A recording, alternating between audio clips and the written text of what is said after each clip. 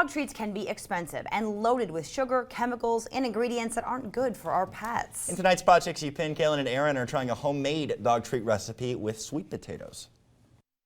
Hello everybody! This week's Project Upin, we are trying our hand at homemade dog treats once again. We made a batch of these about 1.5 years ago, and it was the most requested pin to repeat ever. So we're going to try a new recipe. Today's involves sweet potatoes because we treat our dogs like family, so we need to feed them like family. Let's get started. In a bowl, combine all of our ingredients. This recipe could not be easier. It requires 1/4 cup of rolled oats, 2 little things of baby food.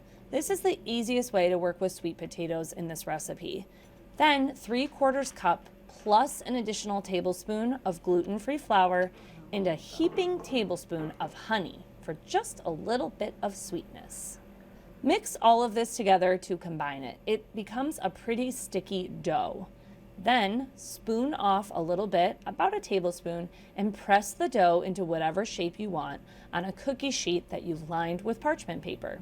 These aren't the prettiest cookies, but it's looking like someone is pretty excited. Someone is clearly interested in what we're making for them. But you gotta bake them first. You have to wait just a little bit, 20 to 25 minutes at 350.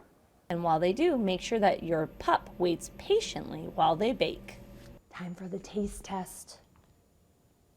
I can hear her eating it underneath the table. I guess in the end, this was really simple. I'm gonna be the first to admit, these are not pretty treats. I just sort of made them into little pressed cookies. If you wanted to get really fancy, you could use a cookie cutter and all that good stuff. But in the end, isn't it the taste that matters? Maple. Join me next week for another edition of Project Upin. You never know, it just may be a delicious puppy treat that you want us to try.